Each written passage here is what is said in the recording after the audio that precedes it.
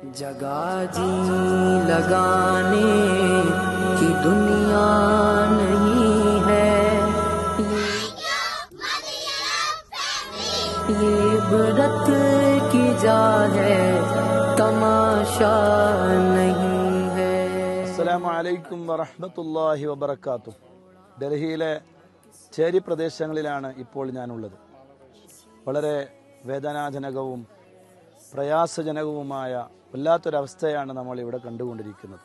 ചെറിയ ചെറ്റക്കുടിലുകൾക്കുള്ളിൽ ഒരു കുടുംബത്തിലെ 5ഉം 10ഉം ആളുകൾ ഒന്നിച്ച് താമസിക്കുന്ന വല്ലാത്തൊരു ദയനീയമായ അവസ്ഥ.